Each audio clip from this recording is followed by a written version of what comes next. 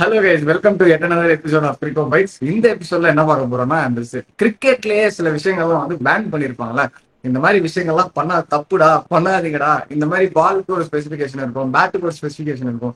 அதெல்லாம் ஒரு டிஸ்கஸ் பண்ற மாதிரி ஒரு வீடியோ தான் இருக்கும் போது வீடியோக்குள்ள போகலாம். ஃபர்ஸ்ட் எடுத்தோடனே இந்த பேட்டு பால்லாம் பாக்குறதுக்கு முன்னாடி மெயினா ஒரு விஷயம், பிக்சிங்ன்ற ஒரு விஷயம் நடக்கவே கூடாதுப்பா கிரிக்கெட்ல. அது மேட்ச் பிக்சிங்கா இருக்கட்டும், ஸ்பாட் பிக்சிங்கா இருக்கட்டும். நம்ம நிறைய வீடியோஸ் பார்த்தோம்.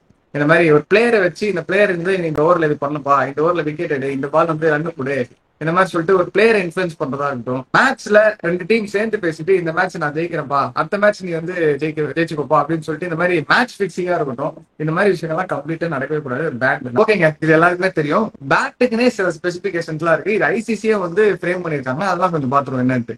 பேட்டுக்கு வந்து மேக்ஸிமமா இருக்கக்கூடிய டைமென்ஷன்ஸ் என்ன அப்படின்னு பாத்தீங்கன்னா, பேட்டோட லெங்த் வந்து 38 இன்ச் வரைக்கும் இருக்கலாம், சரிங்களா? அதுக்கு மேல இருக்கக்கூடாது. அதே மாதிரி வித் வந்து பாத்தீங்கன்னா 4.25 இன்ச்சுக்கு மேல இருக்கக்கூடாது அப்படின்னு சொல்லியிருக்காங்க. இதே எட்ஜோட திக்னஸ் வந்து பாத்தீங்கன்னா 40 மில்லிமீட்டர் வரைக்கும் இருக்கலாம்னு சொல்றாங்க. அதே மாதிரி ஸ்பைன், பேட்டோட ஸ்பைனோட ஹைட், ஸ்பைன்லாம் என்னன்னா இந்த பேட்டோட பேக்ல வந்து ஒரு இது மாதிரி போகல, ஒரு குமிழ் மாதிரி இருக்கும்ல, அந்த குமிழோட ஹைட் வந்து மேக்ஸிமம் 67 மில்லிமீட்டர் வரைக்கும் இருக்கலாம் அப்படின்னு வந்து சொல்லியிருக்காங்க ஐசிசி. சோ இதுதான் வந்து அந்த பேட் கார்ட்ஸ் வச்சு செக் பண்ணுவாங்க, அந்த ஓட்டக்குள்ள போதா அப்படின்ட்டு. இதோட கம்மியா இருக்கலாம், ஆனா இதோட அதிகமா இருக்கலாம். எஸ். சோ வந்து இதெல்லாம் வந்து பேட்டோட ஸ்பெசிபிகேஷன்ஸ். இது வந்து பாத்தீங்கன்னா ஃபுல்லா முழுக்க வுட்டன் பேட் தான் யூஸ் பண்ணணும். ஒன்னு காஷ்மீர் வில்லோவா இருக்கணும், இல்லைன்னா இங்கிலீஷ் வில்லோவா இருக்கணும்.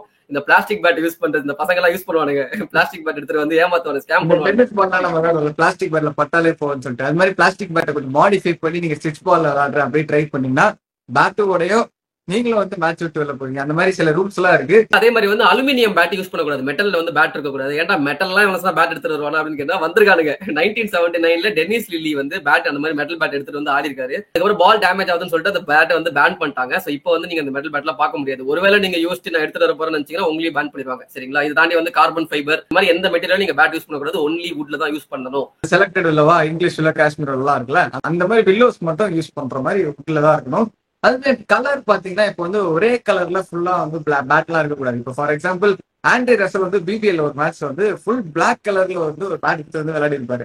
அந்த பேட் வந்து அதுக்கப்புறம் பேன் பண்ணிட்டாங்க. இனிமேட்டு சிங்கிள் கலர் இந்த பிளாக் கலர்லாம் ஃபுல்லா போட்டுலாம் எடுத்துட்டு வராங்கப்பா அப்படின்னு சொல்லிட்டு அந்த பேட்டுமே பேன் பண்ணிட்டாங்க. ஆமா. அண்ட் வந்து லோகோஸ்மே வந்து ஒன்லி ஆத்தரைஸ் லோகோஸ் தான் யூஸ் பண்ணணும். நீங்க உங்க இஷ்டத்துக்கு வந்து பரத் பிராண்டிங் அப்படின்ட்டு வந்து லோகோ எடுத்துட கூடாது. அது வந்து ஐசிசி வந்து அக்செப்ட் பண்ணி ஓகே இந்த பிராண்ட் வந்து யூஸ் பண்ணலாம்னு சொன்னாதான் நீங்க வந்து யூஸ் பண்ண முடியும் லோகோஸ்ல. அதே மாதிரி லோகோலெஸ் பேட் யூஸ் பண்ணிக்கலாம், அது உங்க இஷ்டம் தான், சரிங்களா? அந்த அதுக்கு வந்து ரெஸ்ட்ரிக்ஷன்ஸ் கிடையாது. கடைசியா வந்து ஸ்பிரிங் பேட் யூஸ் பண்ணக்கூடாது. ரிக்கி பாண்டிங் சார் கேட்டுக்கோங்க, சரிங்களா? அவர் யூஸ் பண்ணது இல்ல, சும்மா இருக்கிற ரூமர் வச்சு சொல்றேன். சோ இதெல்லாம் வந்து பேட்ல இருக்கிற ரெஸ்ட்ரிக்ஷன்ஸ். இப்ப நம்ம பேட் பார்த்தல, பேட் தாண்டி பால் வந்து அவங்களே கொடுத்துருவாங்க. அதுல இருந்து தில்லுமுள்ள எல்லாம் பண்ண முடியாதுன்னு நினைப்பீங்க. அதுதான் கிடையாது. பால்லையுமே நிறைய விஷயம் இந்த டேம்பரிங் பண்றது, அதெல்லாம் எப்படிலாம் டேம்பர் பண்ணலாம் அப்படின்ற சில விஷயங்கள்லாம் இருக்கு. அதெல்லாம் பண்ணக்கூடாது. அது என்னன்னு சொல்லிட்டு பார்ப்போம். கரெக்ட். ஆனா பேண்ட் ஆன விஷயம் பார்க்கறதுக்கு முன்னாடி எதெல்லாம் அலோவ் பண்ணுவாங்கன்னு ஃபர்ஸ்ட் பாத்துடலாம். சோ பால் வந்து நீங்க எப்படிலாம் வந்து ஷைன் பண்ணலாம் அப்படின்னா வந்து உங்க நேச்சுரல் ஸ்வெட் சலைவா வச்சு சைன் பண்ணலாம். ஆக்சுவலி சலைவா வந்து ரீசெண்டா பேண்ட் இருந்துச்சு, இப்போ ரீசெண்டா அதை எடுத்துட்டாங்க. சோ வந்து அதை யூஸ் பண்ணலாம். அதுக்கப்புறம் வந்து உங்க ட்ரௌசர்ஸ்ல வந்து நீங்க தேய்ச்சிக்கலாம். அதுக்கப்புறம் ஒரு சாஃப்ட் கிளாத் இந்த பவுலர்ஸ்ல வச்சிருப்பாங்களா, அந்த மாதிரி கிளாத் வச்சு பண்ணிக்கலாம். இதெல்லாம் தான் வந்து அலோவுடு. இப்ப இதெல்லாம் பேண்ட் அப்படின்னு பாத்தீங்கன்னா இதை தவிர இருக்கிற எல்லாமே பேண்ட் தான், சரிங்களா? நீங்க வந்து ஒரு ஜிப்பர் யூஸ் பண்ணக்கூடாது, உங்க ஜிப்ல வந்து பால் தேய்க்கிறதா இருக்கட்டும். அதுக்கப்புறம் மோதிரம் மாட்டிட்டு மோதிரத்தை வச்சு பால் தேய்க்க கூடாது. அதுக்கப்புறம் வந்து சாண்ட் பேப்பர் யூஸ் பண்ணக்கூடாது, பேண்ட் கிராஃப்ட் கேட்டுக்கோங்க, சரிங்களா? அதுக்கப்புறம் இன்னொரு முக்கியமான விஷயம், சூயிங்கம் போட்டுட்டு வந்து சலைவா, அந்த சலைவா இருக்கும்ல, அதுவுமே வந்து யூஸ் பண்ணக்கூடாது. சலைவா அலௌடு, ஆனா சூயிங்கம் போட்ட சலைவா அலௌடு இல்ல. இது ஏன் அப்படின்னு கேட்டீங்கன்னா, ஆக்சுவலி மின்ட் இருந்தா மின்ட்டோட சலைவா வந்து பால் எக்ஸ்ட்ராவா ஷைன் ஆகும்னு வந்து சயின்ஸ் சொல்லுது. அதனால வந்து பேன் பண்ணிருக்காங்க. இது நீங்க வந்து ஆக்சுவலி ஃபாஃப் டு பிளஸி ஒரு டெஸ்ட் மேட்ச்ல பண்ணிருப்பாரு சவுத் ஆப்பிரிக்கா அகைன்ஸ்ட் ஆஸ்திரேலியால. சோ வந்து ஃபாஃப் டு பிளஸிக்கு 1 or 2 மேட்சஸ் பேன் கிடைச்சது. சோ சூயிங்கம் போட்ட சலைவாவை பால்ல தேய்க்க கூடாது. சிவிங்கம் போட்ட சலைவாவை மட்டும் தேய்க்கிறது இல்ல, அந்த பால் எடுத்து வாயில வச்சு கடிக்க கூடாது.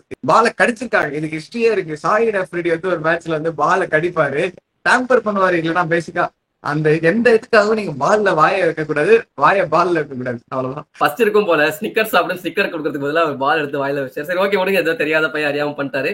பட் இதெல்லாம் வந்து பேண்ட். சோ நீங்க வந்து ஒரு கிரிக்கெட்னா இதெல்லாம் வந்து தவிர்க்கணும். அடுத்து வந்து பாத்தீங்கன்னா பிச்சுக்கு நடுவுல வந்து ஓடக்கூடாது. லைக் வந்து ஒரு இமேஜினரி லைன் ஒன்று இருக்கும், லைக் வந்து 2 ஸ்டிக்கு நடுவுல. அது அந்த லைன்ல வந்து ஓடுனீங்க அப்படின்னா பிச் டேமேஜ் ஆகும். சோ வந்து அம்பையர் ஒரு வார்னிங் கொடுப்பாங்க பேட்ஸ்மேனுக்கு. நீங்க திரும்ப ரிப்பீட்டடா ஓடுனீங்க அப்படின்னா ஆப்போனன்ட்டுக்கு 5 runs அவார்ட் பண்ணுவாங்க. இது வந்து பேண்ட். இன்னொரு வந்து குவிண்டன் டிகாக் வந்து ஃபேக் ரன் ஒன்று பண்ணிருப்பாரு. ஃபக்கர் ஜமானா 195ல விளையாடிட்டு இருப்பாரு சவுத் ஆப்பிரிக்கா அகைன்ஸ்டா. சோ அந்த மேட்ச்ல இல்லைன்னா அவர் நல்லா விளையாடிட்டு இருப்பாரு. ஒரு ரன்னிங் ஓடி வராது, பால் வராத மாதிரி நின்று இருப்பாரு டிகாக்கு. சைலண்டா நின்று இருப்பாரு. நான் ஸ்ட்ரைக் ரன்ல வந்து பால் அங்க புடிச்சு அடிக்கிறா அப்படின்னு சொல்லிட்டு கை காட்டுவார் டிகாக்கு. அதுக்கப்புறம் கரெக்டா வந்து கடைசி நேரத்துல பாலை பிடிச்சி டப்புன்னு அடிச்சு விட்டுருவாரு. அது மாதிரி ஃபேக் ரன் பண்ணக்கூடாது அப்படின்றது ஒரு ரூலாவே எடுத்துட்டு வந்தாங்க. ஓகே, இதெல்லாம் தாண்டி அம்பையர் இப்போ ஒரு டிசிஷன் கொடுக்குறேன்னு வச்சுக்கோங்க, அம்பையர் கிட்ட வந்து போய் வாக்குவாதம் பண்றது, இது மாதிரி டிசிஷன் தப்புன்னு சொல்லிட்டு அவருக்கு வந்து நீங்க பாயிண்ட்ஸ் வந்து உங்களுக்கு தெரிஞ்ச விஷயங்கள்லாம் நீங்க சொல்றதா இருக்கட்டும், அந்த மாதிரி நீங்க பண்ணீங்கன்னா அதுவுமே வந்து அவங்களுக்கு ஒரு பேனோ இல்லைன்னா அவங்களுக்கு ஒரு மெரிட் பாயிண்ட்ஸ் குறையறதோ நடக்கும். அப்புறம் வந்து ஃபீல்ட்ல யாருமே போன் யூஸ் பண்ண மாட்டாங்க பாத்திருப்பீங்க, ஹெட்போன் எதுவும் யூஸ் பண்ண மாட்டாங்க, எல்லாமே பாத்திருப்பீங்க. ஸ்மார்ட் வாட்சஸ்மே யூஸ் பண்ணக்கூடாதுன்னு சொல்லிட்டு ஒரு ரூல் இருக்கு. அதாவது இப்போ புக்கீஸ் அந்த ஸ்பாட் பிக்சிங்லாம் நடக்குது இல்ல, மேட்ச் பிக்சிங்லாம், சோ அதுல வந்து கம்யூனிகேஷன் எதுவுமே இருக்கக்கூடாது. ஸ்மார்ட் வாட்ச்ல இருந்தா ஏதாவது பேசுற மாதிரி ஏதாவது கம்யூனிகேஷன் வருமோ அப்படின்ற ஒரு சான்ஸே குறைக்கிறதுக்காக ஸ்மார்ட் வாட்சஸை கம்ப்ளீட்டா பேன் பண்ணிட்டு இப்போ கிரிக்கெட்டுன்னு யூஸ் பண்ற ஸ்போர்ட்ஸ்க்கு யூஸ் பண்ற ஒரு பேர் மாதிரி ஒண்ணு இருக்கு. லைக் அது ஒரு பேண்ட் மாதிரி தான் இருக்கும் அந்த வாட்சே. ஸோ அதுல டிஜிட்டலா டைம் தெரியும். ஸோ அந்த மாதிரி வாட்சஸ் தான் இப்போ எல்லாருமே யூஸ் பண்ணிட்டு இருக்காங்க. ஆமா, டைம் மட்டும் இல்ல, அந்த ஹார்ட் பீட் எல்லாமே வரும். போன் மட்டும் பண்ண முடியாதுன்றது அந்த மாதிரி ஒரு வாட்ச் இது. சோ அதெல்லாம் வந்து ரீசெண்டா இனோவேட் பண்ணி வச்சிருக்காங்க. ஓகே, இதெல்லாம் நம்ம பார்த்துட்டோம். கடைசியா நம்ம பார்க்கக்கூடிய ஒரே ஒரு விஷயம், இந்த ஃபீல்டர்ஸ் வந்து கிளவுஸையோ இல்ல வந்து எதையும் யூஸ் பண்ணி பால் டச் பண்ணக்கூடாது. Only wicket keepers are allowed to use the gloves. ஒரு ஃபீல்டர் வந்து கிளவுஸ் இருக்கு, டக்குனு வந்து கிளவுஸ் தூக்கி பால பிடிச்சாங்களோ அது வந்து பெனால்டி ரன்ஸ் கொடுப்பாங்க. So that is banned in cricket. ரீசெண்டா பாபர் அசாம் அப்படிதான் ஒரு மேட்ச்ல வந்து பண்ணிருப்பாரு. ஆர்வா கலர் பட்டு கிளவுஸ் இருக்கும், கிளவுஸ் தூக்குன்னு எடுத்து கையில வச்சுட்டு பால பிடிப்பாரு. அப்படி பிடிச்சிங்கன்னா ஆப்போனன்ட்டுக்கு வந்து 5 ரன்ஸ் ஏதோ கொடுப்பாங்க. சரிங்களா? அதுக்கப்புறம் ஷார்ட் ரன் வந்து நீங்க டெலிபரேட்டா பண்ணீங்கன்னா அதுவுமே வந்து ஆப்போனன்ட்டுக்கு 5 ரன்ஸ் கொடுப்பாங்க. ஷார்ட் ரன் வந்து தெரியாம பண்ணீங்கன்னா பிரச்சனை இல்ல. இதே ஷார்ட் ரன் இப்போ சம்டைம்ஸ் வந்து பேட்ஸ்மேன் டக்குனு கிரீஸ்க்கு போகணும், டபுள் ஓட்டா கிரீஸ்க்கு போகணும் அப்படின்னு சொல்லிட்டு பாதி தூரம் போயிட்டு திரும்ப பேட் வந்து கிரீஸ்ல வைக்காம திரும்ப ஓடி வந்துருவாங்க, ஒரு ரன் கிடைக்கும் அப்படின்ட்டு. அப்படிலாம் இருந்தீங்கன்னா வந்து அந்த ரன் எவேட் பண்றதுக்காக அந்த மாதிரி பண்ற சான்சஸ் அப்படி பண்ணக்கூடாது. ஆமா, ஆல்ரெடி வந்து பண்ணிருக்காரு டிம் டேவிட் வந்து பிக் பேஷ்ல ஆப்போனன்ட் அடிக்கன்ஸ்க்கு பண்றப்போ இது தான் கடைசி 2 பால் இருக்கும், இவர் ஸ்ட்ரைக் வேணும்னு சொல்லிட்டு ஓடிட்டு பாதியில திரும்ப வந்துருவாரு. அப்போ ஆப்போனன்ட்டுக்கு எக்ஸ்ட்ரா 5 ரன் அவார்ட் பண்ணிடுவாங்க.